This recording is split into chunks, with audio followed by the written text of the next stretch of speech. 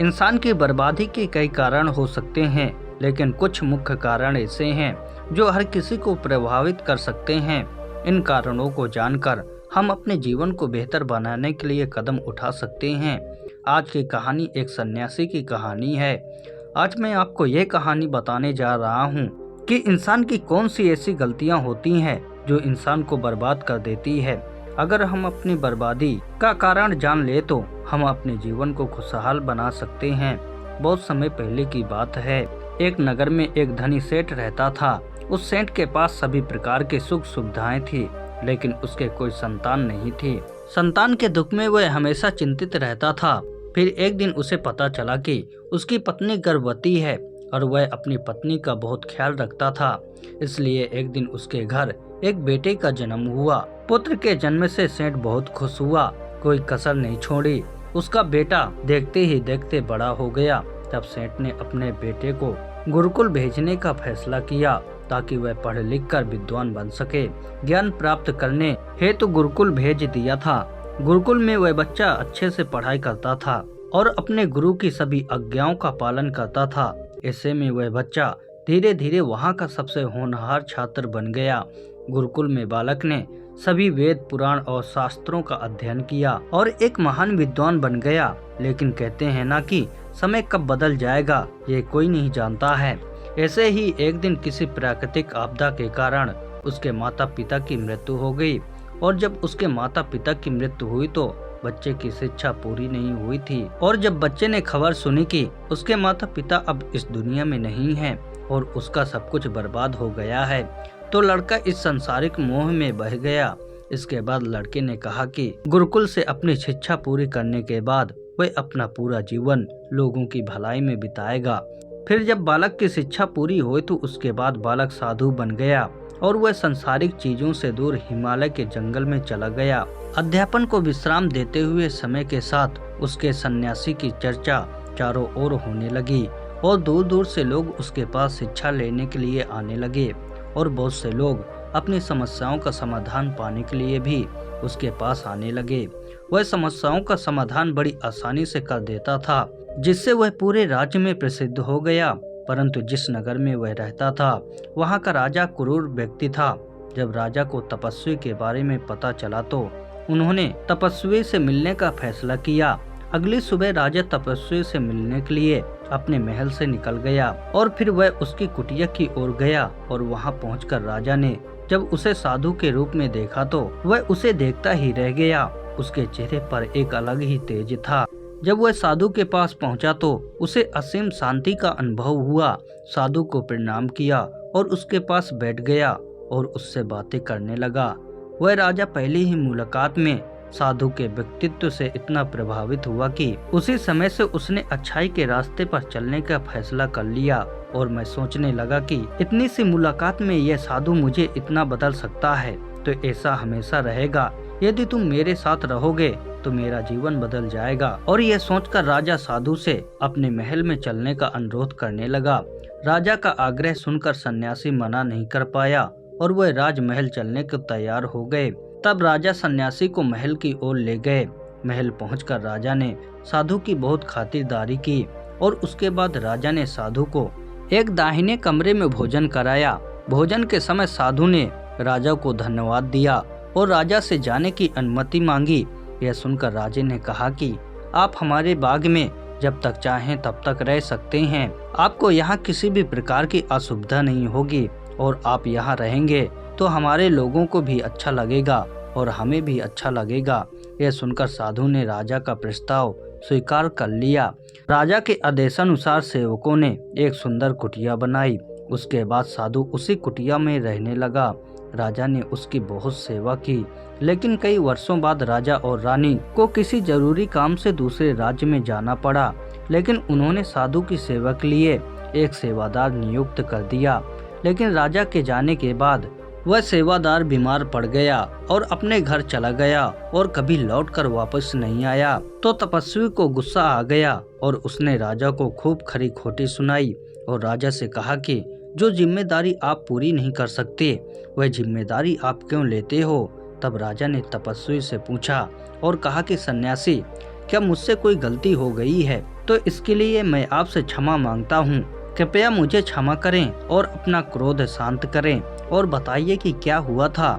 यह सुनकर साधु ने उससे कहा कि तुम्हारे जाने के बाद मुझे यहाँ किसी ने भोजन नहीं दिया और मुझे कई दिनों तक कष्ट सहना पड़ा। यहाँ आकर मैं भूखा रहा और किसी ने मुझसे मेरा हाल भी नहीं पूछा। यह सुनकर राजा ने तपस्वी से माफी मांगी और कहा कि आज के बाद ऐसी गलती नहीं होगी। फिर कुछ देर बाद मामला शांत हुआ। जब राजा और तपस्वी के बीच बातचीत चल रही थी, रानी भी छुपकर ये सारी बातचीत सुन रही थी। उसके बाद राजा ने उस तपस्वी से शिकायत का मौका नहीं दिया और उसकी खूब सेवा की। लेकिन कुछ दिनों बाद राजा को किसी जरूरी काम से अपने राज्य से बाहर जाना पड़ा। लेकिन इस बार राजा ने राज्य से बाहर जाने से पहले अपनी रानी से कहा कि जब तक मैं न आऊं तब तक तुम स्वयं ही उस तपस्वी की देखभाल करोगी। यह सुनकर रानी बोली, हाँ महाराज, आप अवश्य जाइए, मैं सन्यासी महाराज की अच्छी देखभाल करूंगी।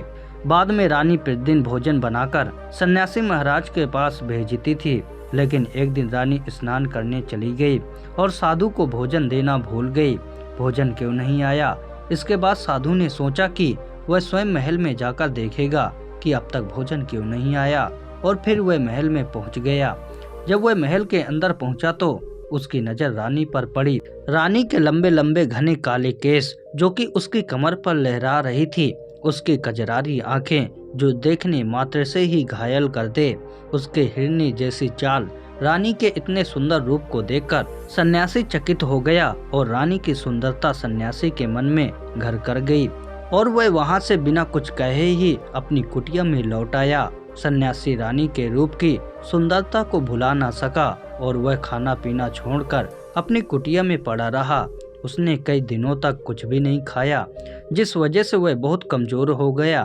फिर कुछ समय बाद राजा वापस लौटे और जब उस सन्यासी की हालत का पता चला तो वह सीधे सन्यासी के पास पहुंच गए और बोले कि हे भगवान, क्या बात है, आपको क्या हो गया है और आप इतने कमजोर कैसे हो गए हैं? किस गहरी सोच में डूबे हो? क्या मुझसे कोई गलती हो गई है? तब साधु ने कहा, नहीं राजन, आपने कोई गलती नहीं की। यह सुनकर राजा बोले, तो फिर क्या बात है, आप मुझे बताइए, मैं आपकी समस्या का समाधान अवश्य करूंगा। यह सुनकर तपस्वी ने राजा से कहा कि आपकी रानी की अद्भुत सुंदरता को देखकर मैं उसकी सुंदरता पर मोहित हो गया हूँ और अब मैं रानी के बिना रह नहीं सकता हूँ। यह सुनकर राजा हैरान हो गया और कुछ देर सोचने के बाद राजा ने उसे सन्यासी से कहा, मैं आपको रानी दे दूंगा। यह सुनकर सन्यासी बहुत प्रसन्न हुआ। फिर राजा सन्यासी को लेकर महल चले गए और जब राजा और सन्यासी महल पहुंचे तो उस दिन रानी ने अपने सबसे सुंदर वस्त्र और आभूषण पहने थे। फिर राजा रानी के पास गया। राजा ने रानी से कहा कि इस साधु की मदद करनी चाहिए, वह बहुत कमजोर स्थिति में जा चुका है और मैं नहीं चाहता कि एक बुद्धिमान व्यक्ति की हत्या का कलंक मेरे सिर पर लगे। राजा की यह बात सुनकर रानी ने राजा से पूछा कि आखिर इन सन्यासी के इस दुख का कारण क्या है। तो राजा ने रानी से कहा कि सन्यासी आपकी अद्भुत सुंदरता के दीवाने हो गए हैं। राजा की यह बात सुनकर रानी ने कहा कि राजन, आप चिंता मत करिए, अब आप सब कुछ मेरे ऊपर छोड़ दीजिए। मुझे पता है कि मुझे क्या करना है। आपके ऊपर न तो सन्यासी की हत्या का पाप लगेगा और न ही उससे मेरे पवित्र धर्म का नाश होगा। रानी की यह बात सुनकर राजा ने रानी को सन्यासी को सौंप दिया। उसके बाद सन्यासी रानी को लेकर कुटिया पर पहुँचे। जब रानी सन्यासी की कुटिया पर पहुंची, रानी ने सन्यासी से कहा कि हमें रहने के लिए घर चाहिए, हम इस झोपड़ी में नहीं रह सकते हैं। यह सुनकर सन्यासी राजा के पास गया और राजा से जाकर बोला, हे राजन, हमें रहने के लिए घर चाहिए। सन्यासी की बात सुनकर राजा ने उसके लिए घर का प्रबंध कर दिया। फिर सन्यासी रानी को लेकर घर पहुंचा। जब रानी सन्यासी के साथ उसके घर पर पहुंची तो रानी ने सन्यासी से कहा कि यह घर तो बहुत गंदा है और इसकी हालत बहुत खराब है, मैं इस घर में नहीं रह सकती हूँ। यह सुनकर सन्यासी फिर से राजा के पास गया और राजा के पास जाकर बोला कि हे राजन, जो आपने हमें घर दिया है उस घर की हालत बहुत खराब है। सन्यासी की बात सुनकर राजा ने उस घर की हालत ठीक करवा दी। उसके बाद फिर रानी घर के अंदर गई और नहा धोकर बिस्तर पर आ गई। तभी साधु भी बिस्तर पर आ गया। फिर उसके बाद रानी ने साधु से कहा कि आप जानते हैं कि आप कौन हैं और क्या बन गए हैं। आप एक महान साधु थे जिनके लिए राजा स्वयं सभी आवश्यक चीजें उपलब्ध कराते थे, जिनके पास दूर दूर से लोग ज्ञान प्राप्त करने आते थे, जो लोगों को सत्य का मार्ग दिखाते थे, जो लोगों की समस्याओं का समाधान करते थे, जिन्हें सभी लोग गुरु मानते थे, जिसे सब लोग भगवान मानकर पूजते थे। और आज आप वासना के कारण मेरे गुलाम हो गए हैं। रानी की यह बात सुनकर साधु को झटका लगा और उसे एहसास हुआ कि वह एक साधु है और ये सब क्या कर रहा है। वह ये सब सुख सुविधाएं छोड़कर शांति की तलाश में जंगलों में चला गया था। जोर जोर से वह रोने लगा और चिल्लाने लगा और रानी से कहने लगा कि मुझे क्षमा कीजिए महारानी, मैं ये क्या करने जा रहा था। मैं अभी आपको राजा को सौंप कर आता हूँ। सन्यासी की बात सुनकर रानी ने सन्यासी से प्रश्न किया कि साधु महाराज, मेरे मन में एक प्रश्न उठ रहा है, कृपया मेरे प्रश्न का उत्तर दीजिए। रानी की बात सुनकर सन्यासी ने कहा कि पूछो, क्या तुम्हारा प्रश्न है। फिर रानी ने कहा कि जब आपको उस दिन भोजन नहीं मिला तो आप बहुत क्रोधित हो गए थे। तब मैंने आपका ये रूप पहली बार देखा था और तभी से मैं आपके व्यवहार में परिवर्तन महसूस कर रही थी। ऐसा क्यों हुआ साधु महाराज, आखिर आपको इतना क्रोध क्यों आया। रानी की बात सुनकर सन्यासी ने रानी को समझाया कि जब मैं जंगलों में था तो मुझे समय पर भोजन नहीं मिलता था, लेकिन जब मैं महलों में आया तो महल में आने के बाद मुझे सारी सुख सुविधाएं मिली और फिर मैं इन सभी सुख सुविधाओं के मोह में फंस गया और मुझे इसके प्रति लगाव उत्पन्न हो गया और फिर मुझे इसको पाने का लालच उत्पन्न हो गया और जब मुझे ये नहीं मिला तो मेरे अंदर क्रोध उत्पन्न हुआ। फिर सन्यासी कहा कि महारानी, सच तो यह है कि अगर इच्छा पूरी ना हो तो क्रोध उत्पन्न होता है और अगर इच्छा पूरी हो जाए तो लालच बन जाता है। फिर सन्यासी रानी से कहा कि यह इच्छा की पूर्ति ही मुझे वासना के द्वार तक लेकर आई है और मैं आपके प्रति आकर्षित हो गया। इसके बाद वो सन्यासी रानी को लेकर राजा के पास गया और बोला कि राजन, मुझे क्षमा कर दीजिए, मुझे अपनी गलती का एहसास हो गया है।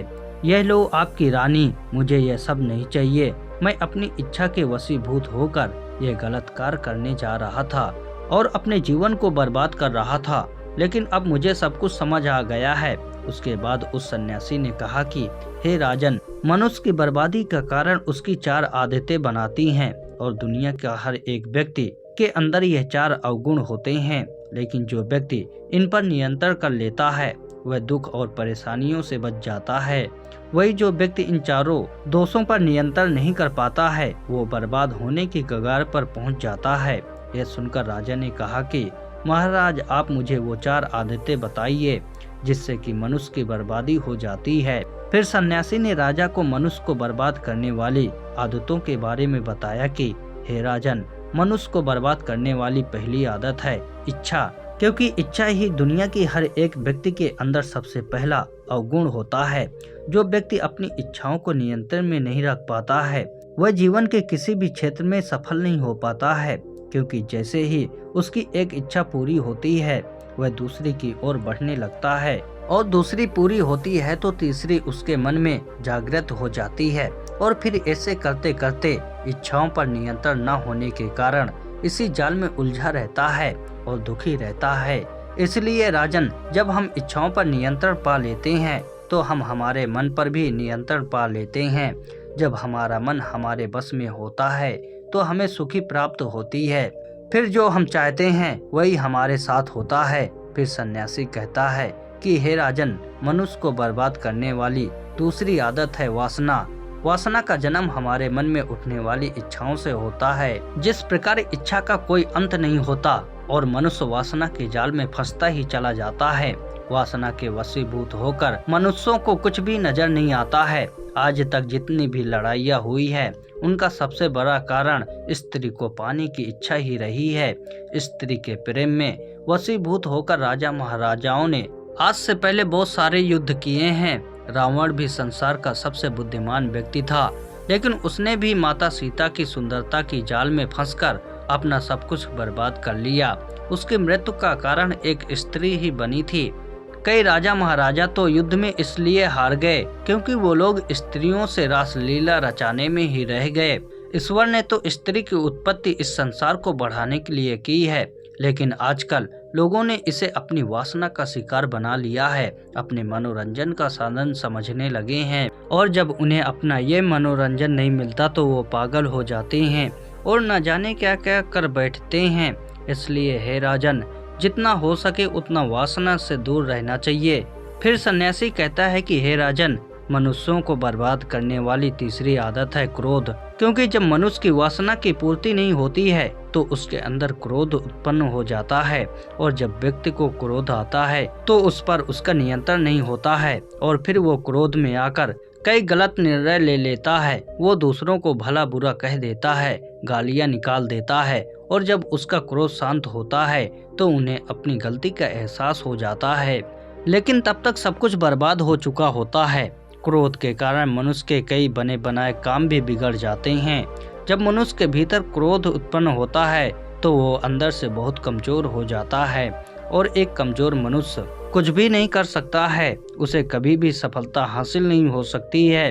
क्रोध हमारे भीतर तनाव को उत्पन्न करता है और अगर एक बार हम तनाव में चले गए तो हमारा पूरा जीवन बर्बाद हो जाता है। फिर सन्यासी कहता है कि हे राजन, मनुष्य को बर्बाद करने वाली चौथी आदत है लालच। हे राजन, लालच का फल सदैव बुरा होता है। लालच में पड़कर हम बहुत से लोगों का बुरा कर देते हैं। हर मनुष्य के जीवन में कभी न कभी ऐसे लालच अवश्य आते हैं जब वह लालच कर बैठता है और अधिक पाने की लालसा में वह कुछ ऐसा कर बैठता है जिससे जो उसके पास था वह उसे भी गंवा देता है, क्योंकि जैसे ही व्यक्ति की एक इच्छा पूरी होती है उसका लालच बढ़ जाता है और उसके मन में और कई लालच जन्म लेने लगती है। जो व्यक्ति लालच करता है वह कामयाबी से कोसों दूर रहता है, क्योंकि एक न एक दिन लालच का दुश्मन सामने आता ही है। अगर हम समय रहते ही लालच को त्याग दें और उसके जाल में न फंसे तो हम एक सफल व्यक्ति अवश्य बन सकते हैं। फिर अंत में सन्यासी राजा से कहता है कि हे राजन, अगर मनुष्य चारों आदतों को छोड़ देता है तो उसे जीवन में सफल होने से कोई नहीं रोक सकता है। जो इन आदतों को नहीं छोड़ता है उसे जीवन में बर्बाद होने से कोई नहीं रोक सकता है। मैं एक सन्यासी होकर इसकी जाल में फंस गया था, तो सामान्य मनुष्य तो इससे बच नहीं सकता है। इसलिए हे राजन, मनुष्यों को इन आदतों से हमेशा बचना चाहिए। दोस्तों, आशा करता हूँ कि आपको ये कहानी बहुत ही पसंद आई हो। यदि आई है तो लाइक, शेयर, कमेंट और अपने दोस्तों तक इस वीडियो को जरूर शेयर करें और चैनल को भी सब्सक्राइब करें। धन्यवाद।